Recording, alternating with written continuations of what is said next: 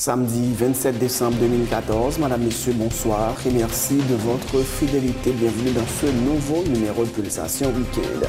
À la une de l'actualité, le Premier ministre désigné Evans Paul se montre optimiste quant à l'avenir du pays après le deuxième lundi de janvier 2015. Il n'y aura pas de tsunami politique. Haïti va étonner le monde dans le bon sens, a dit Evans Paul, confiant dans ses chances d'être ratifié au Parlement. Il affirme n'avoir pas accepté le poste de Premier ministre pour faire la guerre à quiconque, mais pour servir son pays. La fusion des sociodémocrates déplore que le choix de Evans Paul comme Premier ministre n'a pas été fait en consultation avec les partis politiques qui étaient en discussion avec l'exécutif. Pour la fusion, le président a mis un terme au processus de négociation et complique davantage la situation. Pour le député Jules-Charles Faustin, la nomination d'Evans Paul est un pas dans la bonne direction. Il encourage le président Michel Martelly à continuer à dialoguer avec les autres acteurs dans la perspective de la mise sur pied du prochain gouvernement. Le ministère de la Santé publique annonce l'adoption d'un train de mesures visant la régularisation de la résidence hospitalière dans des hôpitaux publics du pays.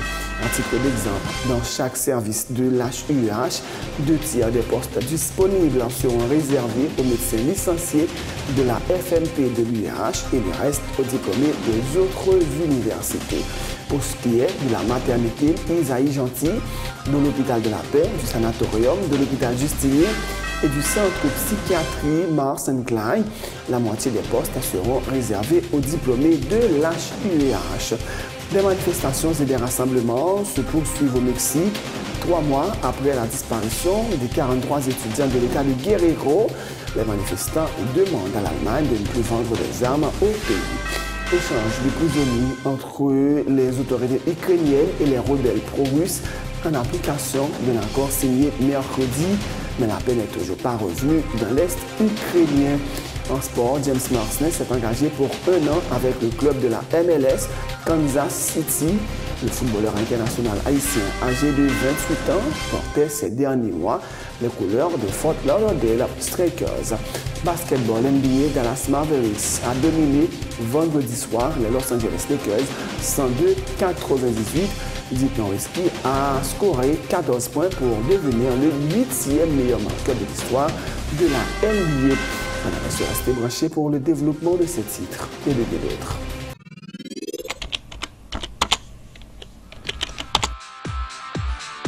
Bienvenue dans cette édition d'Information Pulsation, l'essentiel de l'actualité de la journée. Merci de votre fidélité. Bienvenue dans ce premier numéro de Pulsation Week-end.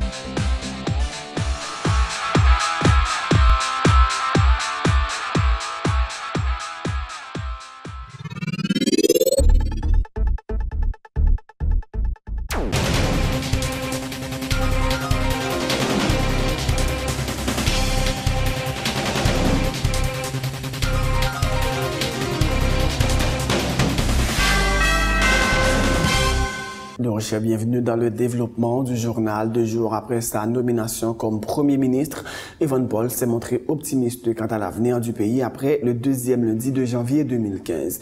Il n'y aura pas de tsunami politique. Haïti va étonner le monde dans le bon sens, a dit Evans Paul, confiant dans ses chances d'être ratifié au Parlement. S'il s'est dit favorable à la révision de la Constitution, l'ancien dirigeant de la KID a souligné que le pays ne va plus jamais connaître de président à vie. Il affirme n'avoir pas accepté le poste de Premier ministre pour faire la guerre à quiconque, mais pour servir son pays. Evans Paul a tenu ses propos lors d'une cérémonie de remise de plaques par une association dénommée Haïti Leadership et Innovation. Le 12 janvier, il n'y aura pas de tsunami politique. Le 12 janvier, il y aura une entente entre Haïtiens. Nous allons étonner le monde dans le bon sens. Je ne suis pas Premier ministre pour faire la guerre à qui que ce soit, pour combattre qui que ce soit, pour faire allégeance à qui que ce soit, mais pour travailler pour le bien-être de tous les Haïtiens. Je suis issu de familles modestes, mais je suis contre la pauvreté. Je considère la pauvreté comme une exception. L'option, c'est le bien-être. Nous devons tous travailler pour le bien-être de notre peuple. La fusion des sociodémocrates déplore que le président Michel Martelly ait décidé de nommer de façon unilatérale un nouveau Premier ministre en remplacement de Laurent Lamotte.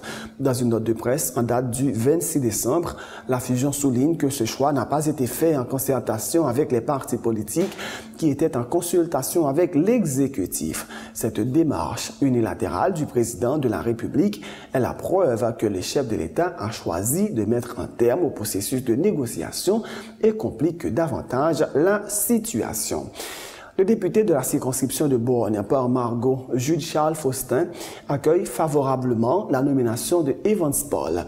Il parle d'un pas dans la bonne direction et encourage le président Michel Martelly à continuer à dialoguer dans la perspective de la mise sur pied du prochain gouvernement.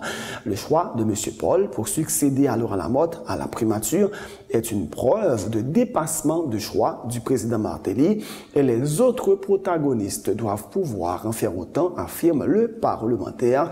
Il promet de voter en faveur de la ratification de M.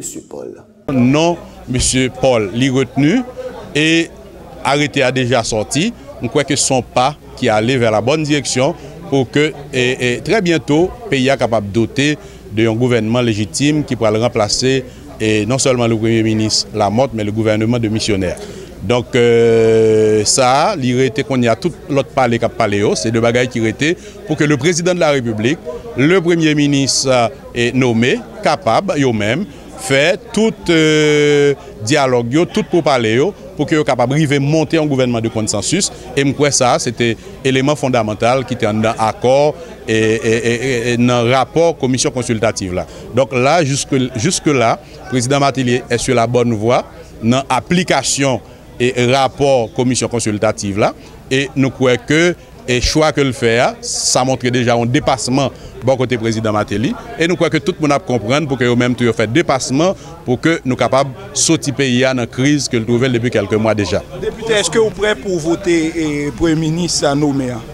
Et moins qu'on est capable pour combattre la mené dans le pays. Et c'est un député qui encore gagne attachement avec le président Martelly. Donc le choix de Kaplim, c'est le choix du président Martelly. Oui, je vote. En votre qualité porte-parole du PSP, comment est-ce que position prend ces positions PSP? Non, je dis à moi parler en tant que Jude Charles Faustin, député de Boy-Port-Margot. Comment le bloc là concevoir et nomination ça? Bon, je dis à nous dans une situation, nous avons besoin de sortir de la crise que nous trouvons. Je crois que c'est ça qui est plus fondamental. Donc ça veut dire que le bloc là est supposé faire partie de la solution, pas du problème. Le député Guy Gérard Georges appelle lui aussi le chef de l'État à continuer à dialoguer avec les présidents des deux branches du Parlement de manière à dégager un consensus autour de l'avenir du pouvoir législatif après le deuxième lundi de janvier 2015. En aucun cas, on ne devrait accepter que le président Martelly dirige le pays par décret, a-t-il martelé. Ici, il y a un consensus qui permet que M. Evans Paul, c'est lui-même arrivé donc nommé comme nouveau Premier ministre qui va gagner pour passer devant le Parlement avec politique générale et puis gouvernement. C'est très bien, là, ça a gagné, moins se parler. Mais si le consensus n'a pas arrivé fait, l'autre fois encore, je pense que c'est un temps perdu que lié. C'est clair, il faut qu'il y ait un consensus avec le Parlement. Parce que c'est le Parlement qui peut le voter et je dis à lui clair que pas qu'on gagne rien vraiment. Même accord qui était fait avec et commission ou pour le Parlement, il était un petit genre flou. Est-ce que de date qu'on y a à 12 janvier, donc gagner un consensus qui est capable de permettre que toute bagaille arrive passer. Donc je dis à me penser que faut que nous jouions les 4 sur table. Je ne pas penser que c'est le Premier ministre. Le Premier ministre nommé, il y a des démarches même. Tout consensus supposé fait entre le président de la République et les présidents des deux chambres. Donc, pas oublier, nous, c'est deux pouvoirs distincts. Donc, si il y a un consensus, si il y a un accord, il doit être fait entre le président de la République et puis la Chambre députés et puis le Sénat de la République. Qui ça accord ça t'a vu en compte député? Bon, il y a divers points là accord là déjà. Donc, d'ailleurs, pas oublier que le Parlement, il dit, constitutionnellement, c'est deuxième lundi de janvier. Tandis que nous sommes entrés le 28 avril.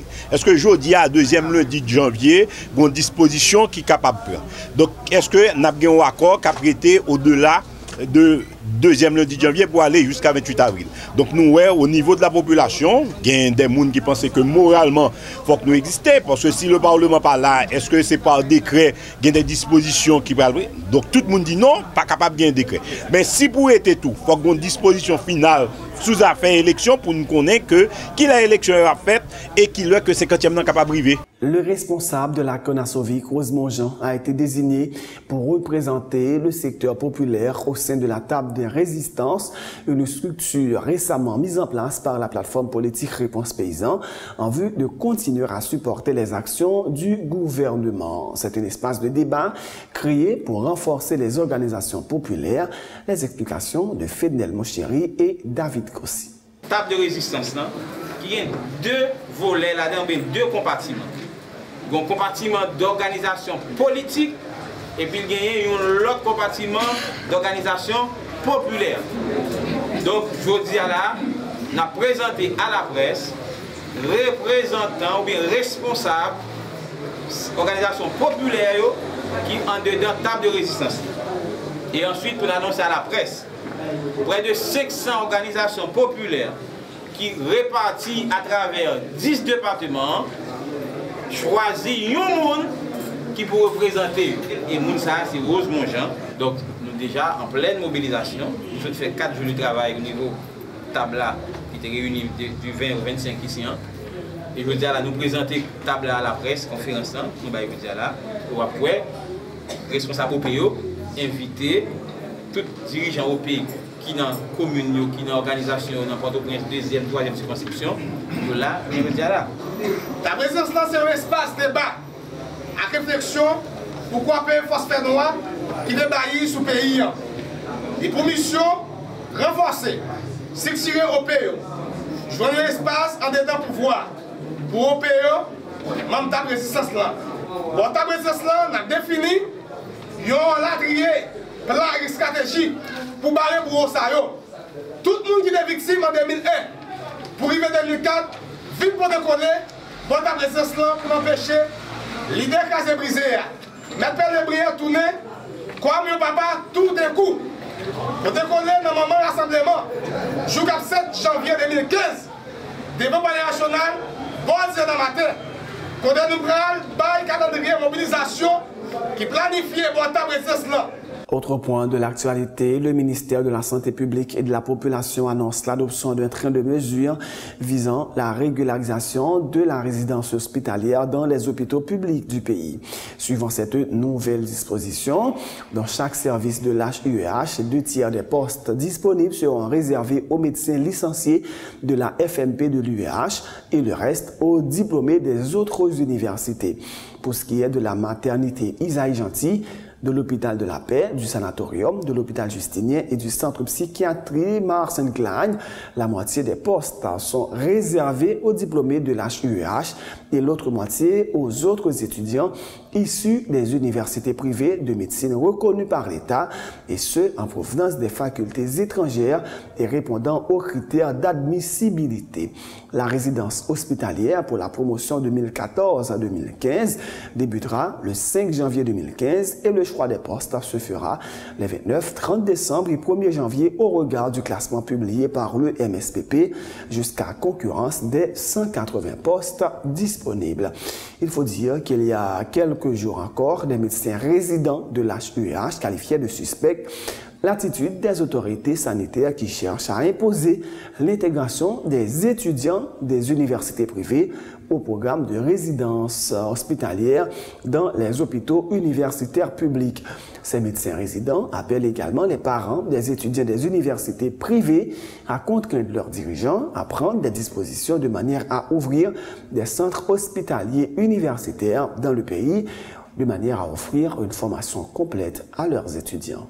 Depuis quelque temps, maladie a passé plus de temps à attendre pour rejoindre soins dans l'hôpital universitaire. Le problème ça a posé parce qu'il y a plus que 180 nouveaux médecins qui ont intégré le système là et qui malheureusement jusqu'à présent ne peuvent pas rentrer dans l'hôpital à cause de manœuvres dilatoires. Docteur Dubuche et docteur Florence Duperval. Le problème ça a posé parce qu'il y a une série de responsables facultés privées qui décident prendre corps dans mes parents haïtiens et puis refuser construire l'hôpital pour la population en service avec pour étudier dans la faculté de médecine capable bien apprendre médecine. Dans ce sens ça, nous disons faut que nouveaux médecins résidents rentrent pressé dans l'hôpital universitaire pour la population qui a besoin plus bonne qualité de service et plus de services. Nous voulons tout le monde connaît que l'hôpital universitaire l'État c'est patrimoine universitaire lié. Et qui donc c'est prolongement faculté de médecine avec pharmacie universitaire. Nous demandons pour tous les parents qui ont payé dans la faculté de médecine privée à payer un pile d'argent chaque année pour exiger que combien payé servi pour construire l'hôpital pour bailler la population en service pour petit yo apprendre et comme ça yo même tout là yo malade yo va joindre timosolation ya nous demandons tout faut que une enquête pressé qui l'ouvre sous volonté quelques dirigeants haïtiens gagnent pour mener une lutte acharnée contre même l'État y a dirigé dans avantage. Une équipe monde qui fait business pour rentrer plus cob et qui pas toujours dans l'intérêt nation. Les étudiants finissants de l'école normale supérieure exigent l'application du protocole d'accord signé il y a 2 ans entre l'ENS et le ministère de l'Éducation nationale qui prévoit leur intégration à la fin de leur formation devant être complétée par un stage dans les écoles publiques. Ces étudiants font remarquer que l'application de ce protocole ne peut que favoriser l'intégration de professeurs formés dans le système éducatif haïtien. Il menace d'enclencher un mouvement de mobilisation à partir de janvier 2015 si entre-temps aucune disposition n'est prise pour mettre en application le protocole d'accord. Les explications de Mackinson Fatal, étudiant finissant en sciences sociales à l'école normale supérieure. Le protocole d'accord qui était signé entre l'école normale ensemble avec le ministère de l'Éducation nationale. Il y a un protocole d'accord qui était signé sous environ 2 ans et qui a des modalités, mais encore une fois que nous ne pas jamais suspendre, protester pour nous dire que les méritait réviser et définir l'autre modalité dans le cadre de stage et nous pas rentrer là-dedans.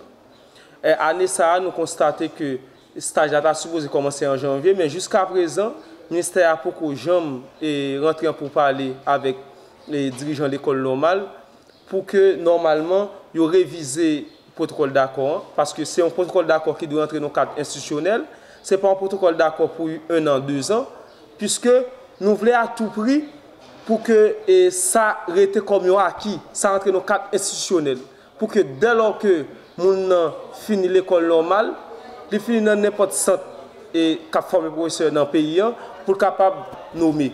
Ça empêche que n'importe qui rentre dans le système. Et nous pensons que c'est un bagage qui permet le système éducatif la pidjam et qui permet que plus de monde formé et rentrer dans le système. Nous avons une conférence de presse. C'est pour demander au ministère pour chita de ces stages-là qui doivent commencer en janvier et sous question nomination toute finissant l'école normale. C'est pas ça, d'ici janvier, après un mouvement de protestation et mouvement de protestation qui est capable et que nous pas souhaitons nous-mêmes. Parce que nous souhaitons que le pays soit stable, c'est votre stabilité à chercher, c'est un bagage qui fait nous intégrer le système. À la fin de ce journal, Madame, Messieurs, mais juste avant de vous quitter, voici le rappel des titres. Le Premier ministre désigné, Evans Paul, se montre optimiste quant à l'avenir du pays après le 2e lundi de janvier 2015. Il n'y aura pas de tsunami politique. Haïti va étonner le monde dans le bon sens, a dit Evans Paul, confiant dans ses chances d'être ratifié au Parlement. Il affirme n'avoir pas accepté le poste de Premier ministre pour faire la guerre à quiconque, mais pour servir son pays. La fusion, les sociodémocrates déplorent que le choix de Evans Paul comme Premier ministre n'a pas été fait en consultation avec les partis politiques qui étaient en discussion avec l'exécutif. Pour la fusion, le président Michel Martelly a mis un terme au processus de négociation et complique davantage la situation. Pour le député Jules-Charles Faustin, la nomination d'Evans Paul est un pas dans la bonne direction. Il encourage le président Michel Martelly à continuer à dialoguer avec les autres acteurs dans la perspective de la mise sur pied du prochain gouvernement. Le ministère de la Santé publique et de la Population annonce l'adoption d'un train de mesures visant la régularisation de la résidence hospitalière dans les hôpitaux publics du pays. À titre d'exemple, dans chaque service de l'HUH, 2 tiers des postes disponibles seront réservés aux médecins licenciés de la FMP de l'UH et le reste aux diplômés des autres universités. Pour ce qui est de la maternité Isaïe Gentil, de l'hôpital Justinien, du Cap Haïtien, de l'hôpital Lapem, de l'hôpital du Sanatorium et du centre psychiatrie Mars-Klein, la moitié des postes seront réservés aux diplômés de l'HUH. À l'étranger, les manifestations et des rassemblements se poursuivent au Mexique, 3 mois après la disparition des 43 étudiants de l'État de Guerrero. Les manifestants demandent à l'Allemagne de ne plus vendre des armes au pays. Échange de prisonniers entre les autorités ukrainiennes et les rebelles pro-russes en application d'un accord signé mercredi. Mais la paix n'est toujours pas revenue dans l'Est ukrainien. Puis en sport, James Marcelin s'est engagé pour 1 an avec le club de la MLS Kansas City. Le footballeur international haïtien âgé de 28 ans portait ces derniers mois les couleurs de Fort Lauderdale Strikers. Basketball NBA, Dallas Mavericks a dominé vendredi soir les Los Angeles Lakers 102-98. Dirk Nowitzki a scoré 14 points pour devenir le 8e meilleur marqueur de l'histoire de la NBA. C'est la fin de ce journal. Merci de l'avoir suivi. Bonne suite de programme sur Télé Pluriel.